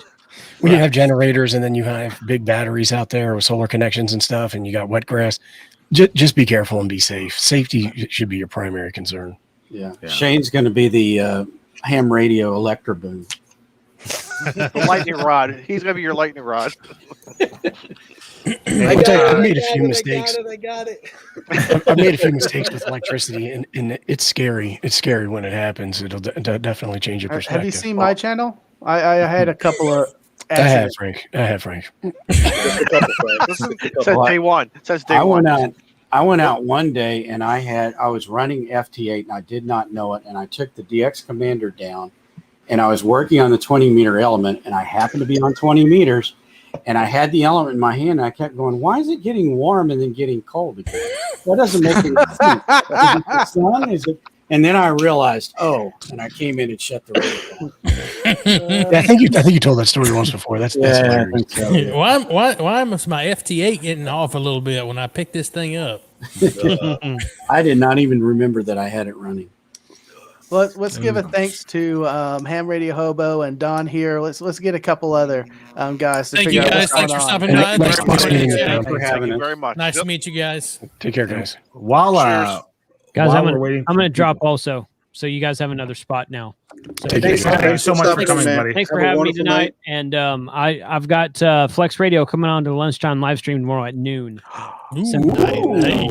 Hopefully, all you guys can make it. So. Tell them they can send me the 6,500. 7,300. That's out of production. Hey, 7,300 Jason, not Flex Maestro. Radio. Both of you. Maestro. Both of you. Maestro. Jason, just DM me the address for your field day. That's all I ask. All right? You got it, buddy. He's like, he's gonna send you down a dirt road, pal. Right, and you're gonna be. I'm gonna send you to the middle of I'm gonna send you to the middle of Kentucky. You won't even make it to Kentucky. I'm down there in Canadian land. Canadian land. Welcome to Mammoth Cave. Keep on going south. Good night, Jason. Thanks for guys. Y'all have a good one. Later. Ham Radio Hobo put in two things in the private chat there while we're waiting for more people to come in. He put two things. He said it's in the private chat for the StreamYards. He says, get there early and help set up. Yes. And he said, stay late and work all night. And so I just think that's a great, especially if you're new. And he's right about the fellowship thing. There is something, even if you're not looking forward to it. I've always realized that when you're, sometimes you're in a bad mood and you're just like, I don't want to see people. And then there's something that happens when you go and it lifts your spirit. And so I really think that that whole conversation, hey, no, stop that. Go to 80 meters if you're going to do that. 75. We ain't got enough juice to get to 80. This is true. And that's a great point because that's just the proper mindset is to go in there to be active. And, I'll shut up now. Thanks. Please. No. The StreamYards link is at the top, our friends. I see Shane in the chat, Scout75. I see Philip. 75, rocking it. Mike, I see all kinds of people. Joseph, I love to see you come on live stream. Joseph, V3GKT. Oh, here we go. We can't have two Canadians on at the same time. Oh, my God. Here's the thing: is the Canadians don't even like each other. I know. Oh, you're from Toronto, eh? Yeah. Yeah. Literally. Joseph's good. Joseph's good. He always antagonizes me about whatever is the latest thing, right? So right now he's on the 60 meter fix. And then like a couple of weeks ago, it was Mute Molson, and it still is. And then so we have like a love-hate relationship, so it's good. So Wait, there's only room for one Canadian in here. When Don said he did make a very good point about the GOTA station and actually having your technician class people operating not just the GOTA but actually going and moving up and operating the HF bands on the regular stations, and get them into it and gives just them a taste. I can attest to that. I didn't film it because I wanted to spend some time with my brother while we were doing a Parks on the Air event, and it was a crappy day. There was a solar storm. I think we made a total of 20 contacts, and I'm sitting over here complaining, going, "Oh, we only got 20 contacts." And my brother is sitting over here, who's never been exposed to HF. He's like, "This is the coolest thing ever." And you say it's a bad thing that we made only 20 contacts, but we talked to Connecticut. How the hell did we talk to Connecticut with this little wire that's strung up with 50 watts because they didn't turn the power up? So if you get a chance to show somebody HF radio or ham radio in any facet of the hobby, do so. You should be surprised how many people would just be totally fascinated with the hobby and what we can do and what we do and what we take for granted. Sometimes they can be completely just shocked with. I'm gonna throw a couple of things out there for you guys. If you guys don't have it, we did this one year and it worked out really good, and we kind of like to do it. One guy is like the ambassador. So when someone walks up, "Hey, what are you guys doing?" Do not talk technical jargon. Well, we're talking on 20 meters, and I'm working and I work, ZL this one and Wi-Fi. They don't understand that stuff. You gotta really. Hey, we just worked Texas, and what we always used to do is we had a whiteboard, or we had those nice poster boards, and we would list the states that we've worked. It's that ambassador. I really think even if that person never joins the club or gets in the ham radio, you left a very good mark about what ham radio is, because probably prior to them walking up to your field day site, they've only heard the myths. They maybe heard a lot of bad stuff. They cause interference. We know those days are pretty much over, but again, it still circulates around. Now they complain about going to the the doctor's office. The doctor's office, exactly. And they talk, and all they do is complain. Guess what, guys? This is your time to shine. But break it down and keep your conversations very. And obviously not to insult them, but again, don't start talking technical jargon with them. It's your opportunity to show how smart hams are. Yeah, absolutely. Go. Yes, it is. And speaking of two smart hams joining the room, I didn't know Chuck. We got Chuck. We got North Country Ham. Welcome, guys. Hey, How did that happen? Chuck, the shelf looks good, man. Yeah, Chuck's not on the summit today like he normally is. That's his new shelf. No, that's my new shelf. Nice. I do like Had those to make helmets. some room. I do like the helmets in back, you sir. Thank you for your service. You see what this says? Nice. 73. Someone zoom in on the screen. Nice. Is that a tape deck? Is that a tape deck back there? Where? I was going to say, is that a cassette tape back? I got a little bit of everything now. That's a Plectron. No. Bring that back up again. Is that a George Washington? It's a Yamaha tape deck. It's a Uniton Washington, yes. See, I know my CB. And the RCI 2970, I think. And I see a Cobra. 80, I see a Cobra. 80. Yeah, there's a 29, and I got a few other things up there. There you go. No, Chuck, I used to have those fold down glass pieces on my helmet, but they melted. Yeah, I melted a set too, so I know how that is.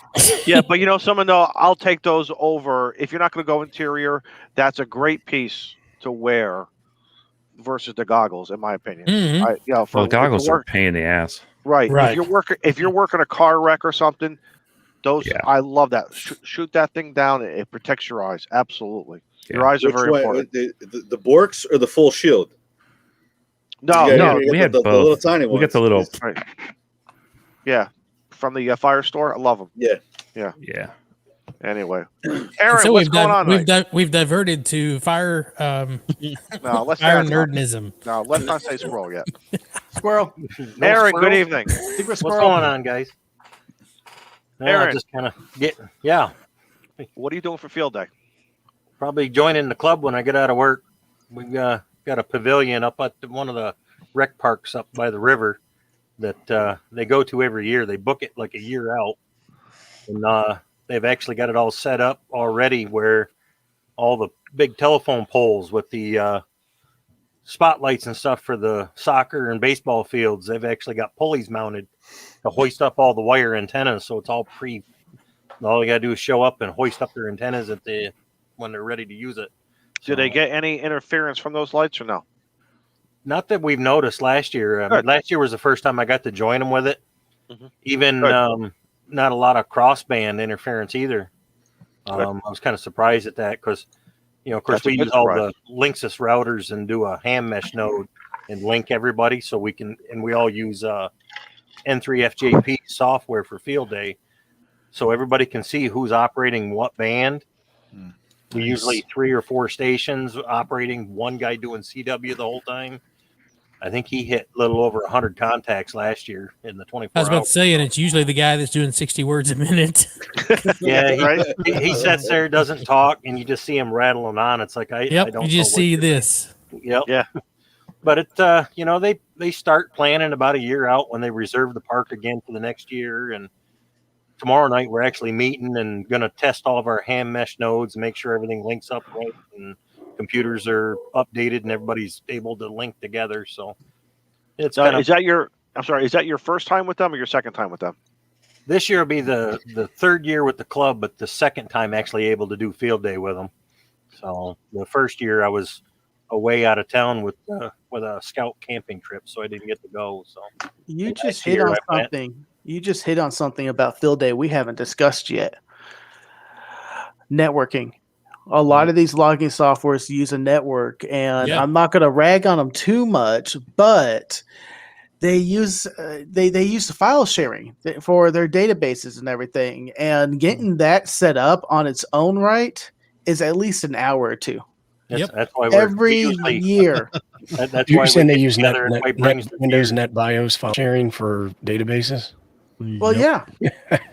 all that stuff uses it. You got to share out the folder. Then you got to Windows. What the hell are you guys talking about? I'm using paper. I'm using paper and pen. Don just went, exactly. It's like a 991 amplifier. Mine actually, you download it. You're supposed to update every 4 months. Mm-hmm. In 3, what is it? Something N3FJP. Yeah. So you're not using any. Well, you're not really using any internet if you don't have it. Still, it works pretty good. So their field day software, N3FJP's field day software, you can do it as file share, or you can have it host TCP/IP and it just receives the information. It's one or the other, and if you do it file share, it's just a pain. With permission. Well, why would you do file share if you could do TCP/IP? It doesn't make any sense. I've done it TCP/IP. Every year we've done it was just file share. I'm trying to. Every time I go pee, I find a tree. I don't know about you guys. that will be happening, but thank you. Don't be doing that down in Huntsville because everybody's going to be recording you. You'll never. There's Kane going to be somebody's Kane is tree. urinizing over there. And if I drink that Miller Lite, I go out to the forest, I pee, I come back to the fire, and then I immediately have to go back out to the forest and do it again. Here's Shane supporting his local habitat. He's out here watering the trees. I guess you got to work on it. I guess, huh? Chuck, that's what we're going to be drinking down in Huntsville, brother. It's the resource intensity of having to have to share the database as opposed to bring on, and just send the packets over the net. So you're trying to say that sending the packets over TCP and IP is more resource intensive than a Net BIOS file share? They were saying it's the other way. Okay. I was going to challenge that. I didn't know that was an option, and I got to look into that. Not list down. They've done this for a couple of years using that N3 FJP, and it works good. Don't make me TCP/IP your IP, buddy. Yo, I'm down with TCP. Don't make me file share you, buddy. I'm sorry. I should shut up. I should shut up. I have no idea what the hell they're talking about. I'm gonna shut up. I don't know. I come back and I see Joseph waiting to come in, and I'm not too sure if we want to hit that button. Oh God, hit the button. Here we go. The battle. Two men enter. Hold on. Before we begin, Chuck, your field day story, buddy. Yes, absolutely. You know, field day this year is on a really bad weekend for me. The 26th is like a special date with my wife and myself, unfortunately. Not Your unfortunately. anniversary? Don't take that right. Yeah, it's our anniversary. Good. Happy anniversary. It's like every year something happens on our anniversary. We go to a wedding, which that kind of works, because but when you so I don't got know what married, I'm gonna do. when you got married, were you already a ham? No. Oh, okay. I didn't know any better then. I mean, as far as that. What, getting But- married or getting a license? Yeah, exactly. She's gonna kill me. She didn't have him. She didn't have him. She can radio hear me back right then. now. She's gonna kill me. No, so I did it with a buddy a few years ago when we first got our license. I think it was our first year, and we just went out and above the hill behind my house here, and we set up. We did a lot of 6-meter, tell you the truth. Because I had my little hex beam already built, and I threw that thing up first because it was quick and easy, and it took us a while to get everything else set up because we kept answering calls. But and then you guys, I don't know if you guys saw at the Hamfest thing. I did the interview with Ed. He's a new ham, and they're doing something up in Red Bluff. It's not too far from me. It's like an hour and a half, and I thought maybe because I don't know if they actually have I think they're going to be doing 2-meter because I don't think any of them are generals, other than they could do 6, I guess. But I might go up and hang out with those guys, and it'd be kind of fun to watch the new guys kind of go at it, and they haven't really worked on. I'm going to do that Goat Mountain one I did. We're going to go up and do that. Ed and I are going to do that, and I'm going to put him in charge of all the calls, and I'll try to log. There you go. See how excited he gets. You talk to the Vaca Valley boys? Are they doing anything? Or they are, and if I don't do that, I may go up there. They're doing a different thing this year. It's at a different place, but it's still about the same area. Daniel, this is StreamYard. This isn't Montreal land in the 1600s. You don't slice us up like that. I didn't.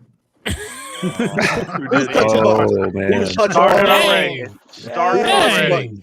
so, are you guys from like rival gangs in Canada? Like, how does it work up there? It's like the Bloods here. The Bloods and the Crips. Or like, do you like different curling teams? Like, how does it work? So hold up. Have you guys ever had a state? Had a what? Have you guys ever had a state where there's just one state in the union that every 10, 20 years decides that it wants to leave and has a referendum over it? Yeah, Texas. Texas. California. Sorry, Joseph. This time I did. They want to break us in muted half. you. I muted you. Let's bring you back. Go ahead. Anyway, Do you guys have states there? I thought it was just Canada. I thought it was just provinces. Provinces. But Quebec's had referendums to leave. I don't know how Daniel voted, but I know he's from Quebec, so hey, whatever. But he's a Like, VA3. is Quebec in the middle, or is that on the end? He's a VA3 and you're a VE3. So what's the difference between the A and the E? He's an import.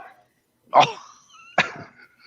I think the last time we had a referendum, you weren't even born yet, Joseph. Yeah, so probably. I was at the march I was at the march to stay in Canada. So I thought it was a different march. I was just saying, what do we march for?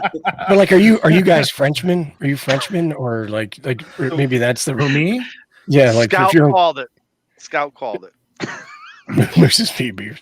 But like, if you're a Quebecian, or is that a Frenchman? Is that like a Quebecer? Yeah, I'm a Quebecer or a Quebecois, whatever you want to call us. Yeah, Quebecian is what I thought they were. You got to add an extra syllable. Isn't ham radio supposed to be politics free, guys? There's no Well, we're not politics. talking We're about just having politics in the fun. United No, States. so Montreal and talk about it. Toronto, where I'm from, and I'm from Montreal, which is the best city in Canada, and Toronto are rival cities, and so Joseph, Montreal was the biggest city in Canada until this period of Quebec separatism started, and then a whole bunch of people moved to Toronto. industries moved to Toronto. Yeah. Who's a better hockey player, Daniel or Joseph? Daniel. Wow. Okay, I guess so. There wasn't any gauntlets being thrown at that. I don't know "Yep, you Joseph's win, buddy." abilities, so thank you. So, Joseph, what are you doing for field day, man? Right now, I was working on my. Not going to Daniel's house. I was just gonna say. I was hoping he was gonna say, "I'm gonna go to Daniel's house." You should go to Daniel's house. No. That's not a field day thing. That's I need more energy for that. Well, it's a field day for me when I have to dig the hole. I was working on my my icon box. You know that box I showed on my ham nuggets episode, and my whose last nugget activation- stream got more views? This is really exciting. So, I was looking up all the POTA awards, and you know, which awards have not been won in Canada and earned in Canada, and which ones have. And so there's a 6-pack and the N1CC.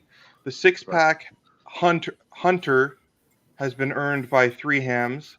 The 6-pack Activator has never been earned. The N1CC Activator and Hunter has been earned by 2 hams in Canada.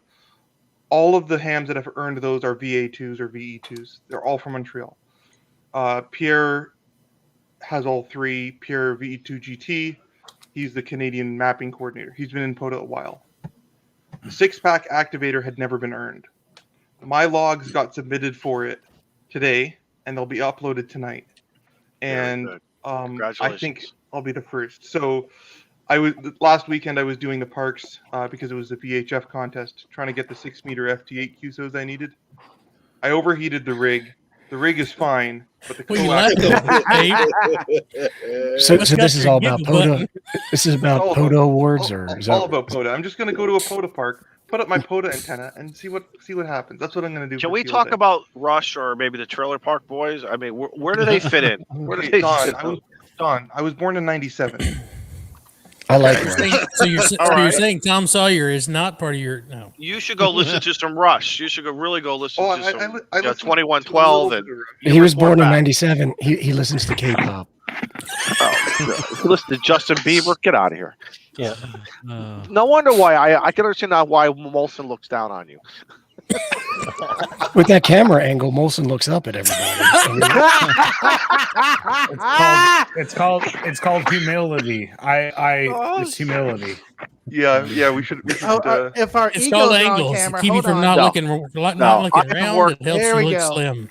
I have all worked. about me. Joseph and I have worked POTA before, and it's always fun to work him. You know what, Don? We worked Field Day 2020. You're in my Field Day 2020 log. Funny enough. And you didn't swap QSL cards? Oh, jeez.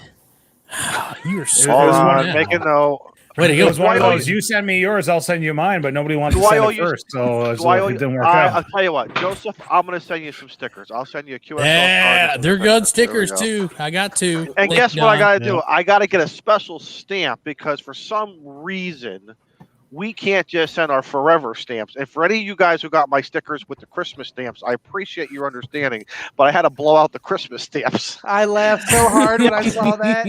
I was like, Christmas. I love it. And Frank, I'm not sure if you got the teddy bear, but because I was thinking of a CPAT Taxton. Yes. For you, but again, I have to send the special international stamp or something for you It's guys. got the Queen. One has the Queen on it. We go to Canada. I started to prepare my QSL card. Is that the COVID? Is that a COVID stamp? Yes. It looks like beer snack. It's some flower. It's the international one, so I could send Canadian cards. Hey, put It that looks down. like a COVID cell. Yeah. That's hilarious. No, Hey, John, listen. I gotta ahead, be Dan. serious here for a minute. Joseph's a good guy. We have a friendly rivalry. He's a cool guy, and I have no issues or qualms with him. And he understands that Montreal is better than Toronto, and he understands, just like he understands that I'm a better hockey player. So listen, it's all. I don't want anybody to be upset that there's friction here. He knows his place. He knows his role. Joseph, He knows the rules. Yeah, I don't see anybody that's upset. Joseph, how many goats and chickens do you have? 0. Tell us. Exactly. Daniel's got more. God darn it, man. Daniel's has an amplifier. Do you have an amplifier? No. Hey, I heard there's a great Dentron for sale up in Canada somewhere. You might hit that up with it. Very cool. But so Joseph, thanks for coming. Do you have anything to put into the topic tonight? I think he's added quite a bit thus far. Yes. No hard feelings, Daniel, but you got to get that 60-meter antenna going. Oh, all right. But will it tune on 75? I don't know. Yeah, let's be completely honest here. I have an end-fed half-wave wire that's cut for 60 meters, but I don't use it. I just tune the 40-meter end-fed half-wave. So I technically even don't have a 60-meter antenna. Serious question. For you Canadian hams, do you have the same allocation as us, the Yes. 5-channel allocations? Yes. Okay. Yes, I don't even look at our graph. I look at your band plan. But that's like an ITU Region 2 thing, right? That's not a North American versus non-American metric I didn't country know. like Canada. Yeah, it's a Is that Region what it 2 is? thing. That's a Region 2 thing. Okay. Yeah. Hey, thanks for having me on, guys. I got to take a serious. I got to make water pretty bad. I've been drinking Miller Lights the whole time I'm here. Well, so. you can mute yourself and come back if you like, or you It's can bow probably, out it's probably going to be. gracefully. It's probably going to be a while, but thank you for having me. I really appreciate it. So you're saying we need to go to the courthouse talking and to get you, birth Joe. certificates? What you're telling us? Thanks for coming out, Abe. Abe, you're welcome back anytime, brother. Thank you. Yep. Take care, guys. Thanks Have again. a good one. Good night. Take care. 7-3. We actually have about 10 minutes and 9 minutes left of the stream before Dixie DX goes live. And so we got to keep that in mind. Do we? So Chuck, have you what? Damn it, Shane. Damn it, Shane. Almost dropped my cigar. Chuck, have you ever have the times that we've been on the air ever matched up in terms of me activating and you hunting? He's muted. Whatever. Sorry, my dogs are barking. It's the He's other not Joseph. muted. Are you eating mac and cheese bread? So, In honor what was your of question? Cat Have Show we? coming up. Don't all talk at once. Are you sniffing catnip? Are you coming to us from Fridays or Texas Roadhouse? Yeah. Where's your blue-colored drink there, Joe, bro? We're going to make that mac and cheese come out of his nose one way or another. Oh, he went to the taco joint. So I wanted everybody to be prepared for Cat Show coming up. It's the only place you can get good internet. So, that guest internet. So I have a serious announcement here. If anyone is in the chat and is not a member of our Discord, I urge you, go to the description of this video and join our Discord. We may have some Discord after chat for those that want to hang out for a little bit. You never know what randomness shows up in that after chat. So the link is in the description, or it looks like Steve just posted that link. So if you're not a member of the Ham Radio Clubhouse Discord, thus previously known as K5YBY, because he's the one that graciously added a channel for us for the clubhouse. So he was the mature one who is taking responsibility of being the designated adult for us. And that's where the problem we all know started. yeah. And I want to thank all 52 of you who are in stream right now. Thank you guys so much for sticking with this craziness. If you haven't, like us, share us, subscribe. If you haven't, this is every Tuesday night. It's just a bunch of folks getting together, having fun. Thanks for stopping by. Yeah, and I'm not next wrapping us Tuesday. up at all, but I'm just saying every Tuesday at 7 p.m., this is what you get. It's just a bunch of people hanging out, having fun, and that's what we like to do. We used to keep it just on Discord, but now we put it on YouTube so that everybody can see. We're not all a bunch of Oscar Mikes in here talking about what ails us and when we're going to CVS Caremark for the next treatment. We're actually in here having fun, making fun of each other, and having a lot of fun. Maybe next week we can maybe consider concentrating on food. I mean, we kind of talked equipment and sites, but let's talk about something that is associated with the field day, like the food and And I'm patterning my my new light off of Mr. Joe Brett, so I'm trying to darken the rest of the room so you can just see this horrible face and not see all the mess that's back there. So I just wanted to say while I'm here, what you were saying earlier about younger hands, techs and whatnot, and field day and unlicensed people. It's very true. Like before I was licensed, I went to the Mississauga Amateur Radio Club, and they sent me to the 20-meter sideband tent, and they were literally running 22 transmitters at once. It was insane. But anyway, yeah, it was. You can watch as much YouTube as you want, in terms of the great videos that you guys put out, but it doesn't actually replace being there at the radio and listening to the calls come in, and listening to the exchanges come in, and trying to decipher what people are saying. Like, it's a lot of noise. HF is noisy, and like 2019, it was bad conditions and whatnot, but still, nothing replaces sitting at the radio and trying to dig people out. And if you're new too, there's someone going to be sitting down next to you. Yeah, exactly. Helping you. Usually, like a lot of guys, like we would run the Y off the speaker jack, so you're all wearing the same head. 2 sets of headsets, and that person next to you is going to pick out stuff that you may not be hearing, and that's okay. Absolutely. That's perfectly all right, man. It's do not try to get over and inundated. Have fun, man. That person is there to help you. Yeah, exactly. I would not be. Go ahead, please. No, go. Okay, I was just going to say the clubs that publish where they're going to do the field day events are welcoming new hams out there to show them how to use the equipment, how to get on the ham bands, how to sync, and find someone, and how to tune that radio to the frequency so that other station can hear you. How to use those filtering options so you can bump out the station next to you that's causing interference. Turn that auto notch on if you have a 7300. You'd be surprised how much that actually kills the QRM. So, hey guys, we got 4 minutes here, actually 3 minutes, and let's just quickly go around the room here and say hello, goodbye, and do we want to do something maybe in the Discord or whatever? I don't care. So, Steve, Alpha Foxtrot Lima, what's up? Hey guys, I had a little setback with my channel. I had a death in the family last week, so hats off to these boys here. They sent my wife flowers for losing her grandmother. She really appreciated it. So, thanks, guys. You're welcome. We love you, man. Trying to get that video edited up, but we saw Molson. We took Molson's beer. We raided his house. We set up a lemonade stand, and that's how we raised the funds for you. And you're well worth it. We'll do it again for anybody. So you're well worth it. Shane, what do you got going on? Yeah, nothing. Steve, we love you, man. We love you. We're there for you, and you're part of the family. So we would always be there for you. So I've got I have a antenna video that I'm filming right now, which is the Pac-10 Mini Fed Half Wave. If you haven't seen that particular one from KMRD, great video. I've got my spin on it coming here. Probably I should have it ready next week, as long as we don't have any more 50th birthday fiascos.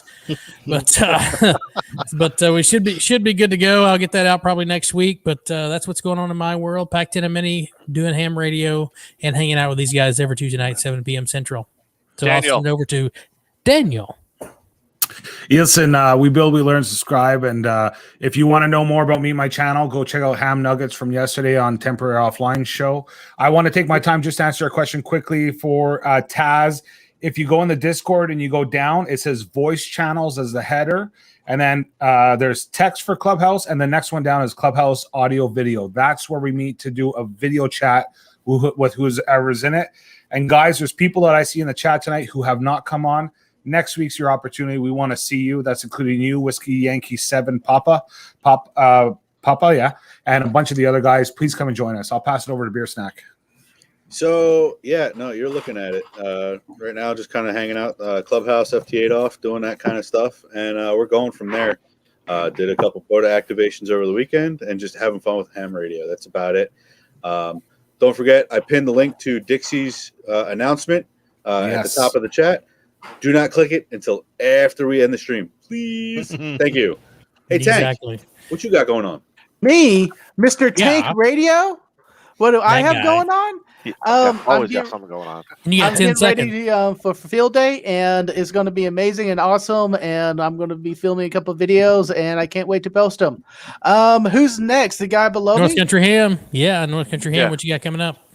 Oh, not planning a whole lot being Father's Day this Sunday, but other than club meeting tomorrow to finalize plans for field day, just getting ready for that next weekend. I might try to sneak out and do a little POTA for myself for the weekend, but not much else other than that.